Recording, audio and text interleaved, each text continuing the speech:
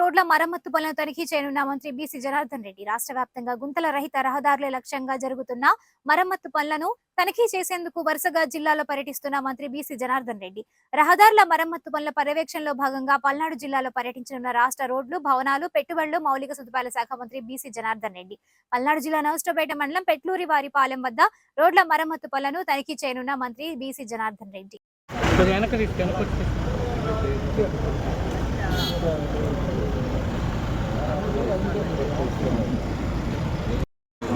ఏదైతే రాష్ట్రంలో గత ప్రభుత్వం చేసినటువంటి నిర్లక్ష్యం వల్ల జరిగినటువంటి రహదారులన్నీ కూడా వెహికల్ మూమెంట్స్ కూడా లేకుండా అధ్వాన పరిస్థితి వచ్చినటువంటి పరిస్థితుల్లో కొత్తగా ప్రభుత్వం ఏర్పడిన తర్వాత ఆర్థిక ఇబ్బందులు ఎన్ని ఉన్నా కానీ కూడా రాష్ట్రానికి ముఖ్యమైనటువంటి యొక్క రహదారులందరూ కూడా అన్ని కూడా నడవలేని పరిస్థితులు ఉన్నాయి.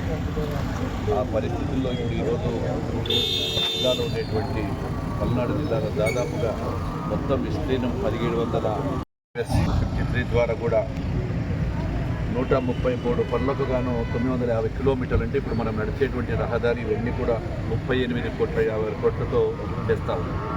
ఒక్కటే ఇక్కడ గత ప్రభుత్వంలో చేసినటువంటి పాపాలన్నీ కూడా మమ్మల్ని చుట్టుముడుతూ ఉన్నాయి. ఈరోజు రహదారులు ఎక్కడ పోయినా కానీ కూడా ఇబ్బందులు పడుతూ ఉన్నాము. గత ప్రభుత్వం మాకు ఏది చెప్పినా కానీ కూడా 2014 నుంచి 19 వరకు గత తెలుగుదేశం ప్రభుత్వంలో మేము చేసినప్పుడు 14,000 కోట్ల రూపాయలు చేసి 11,000 కోట్లతో ఖర్చు పెట్టి జరగడం జరిగింది.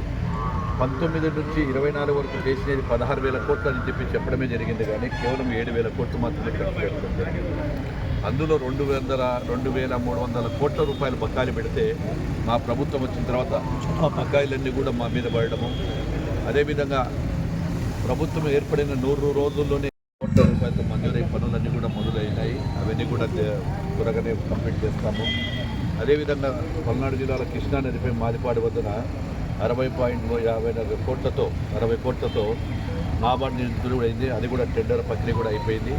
తొందరలోనే అది కూడా మొదలు పెడతామని చెప్పి కృష్ణానదిపై కూడా అదేవిధంగా ప్రాథమిక ఆరోగ్య కేంద్రాలు కూడా చాలా వరకు కూడా ఆర్ఎండ్బి తరఫునే చేస్తూ ఉన్నాము.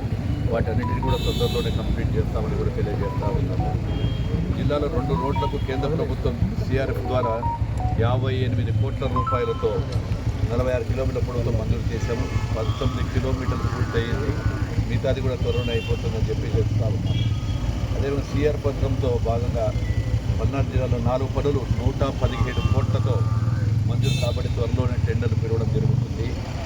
అదేవిధంగా జిల్లాలో 43 రోడ్ల పనులకు గాను 42 కోట్ల రూపాయలతో పొడవుతో మంజూరు కాబట్టి పురోగతిలో ఉన్నాయి. జిల్లాలో వరద నష్టం వచ్చినప్పుడు ఫ్లడ్ డ్యామేజ్ కింద 20 కోట్లతో 226 కిలోమీటర్లు బాగు చేయడం జరిగింది. వీక్లీ వన్స్ వీడియో కాన్ఫరెన్స్ కూడా వాళ్ళు చేసిన అభివృద్ధులు ఈఏ గారికి కూడా అభివృద్ధులు తెలియజేస్తూ ఉన్నాం. ఎందుకంటే పని బాగా చేసేటువంటి అధికారులు కూడా మేము ఎప్పుడు కూడా వారికి ఖచ్చితంగా కూడా వాళ్ళు చేసేటువంటి శ్రమను గుర్తిస్తామని చెప్పి తెలియజేస్తూ ఉన్నాము.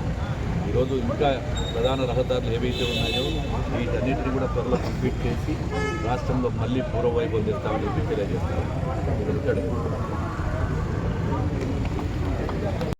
అదేవిధంగా రోడ్ల మరమ్మతుల కోసం కూడా కొత్తగా ఇప్పుడు 1,447 కిలోమీటర్లు వస్తుంది. మొత్తం కూడా 861 కోట్ల రూపాయలు రిలీజ్ చేసి రాష్ట్రం అంతా కూడా గుంతలమయం కాకుండా చేయడం జరుగుతూ ఉంది. రేపు ఈరోజు గతంలో ప్రభుత్వంలో ఏదైనా చూస్తే పక్క రాష్ట్రాల సైతం మన రాష్ట్రానికి వచ్చి చూసిపోయే వాళ్ళు తెలుగుదేశం ప్రభుత్వంలో రోడ్ల అభివృద్ధిని చూసి పక్క రాష్ట్రాల వాళ్ళు కూడా వచ్చి ఈ రోడ్లు ఇంత బ్రహ్మాండంగా జరుగుతూ ఉన్నాయి, ఏ విధంగా పాటిస్తున్నారు, ఏ స్కీమ్ల కింద కూడా చేస్తూ ఉన్నారని చెప్పి రావడం జరిగింది. మరి గత 19 నుంచి 24 సంవత్సరం మధ్యన పక్క రాష్ట్రమైనటువంటి ఆంధ్రాలో కూడా మన గురించి చెప్పుకోవడం జరిగింది. మన రాష్ట్ర రోడ్ల గురించి కూడా జోకులు వేసుకోవడం జరిగింది. అదేవిధంగా మనకు ముఖ్యమైనటువంటి ప్రధానమైనటువంటి పరిశ్రమలు రాకుండా ఎప్పుడైతే ఇన్ఫ్రాస్ట్రక్చర్ రోడ్లు ఉండవో ఆ అర్థం వచ్చేసి చాలా పరిశ్రమలు కూడా వెనక్కిపోయాయి.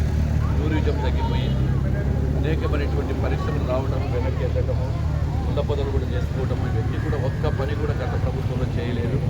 ఈరోజు పీపీపీ మోడల్ ద్వారా దాదాపుగా రాష్ట్రంలో ఏవైతే ఉన్నాయో 3,300 కిలోమీటర్లకు వాటిని కూడా 47 కోట్లతో ప్రణాళికలు సిద్ధం చేసి వాళ్ళని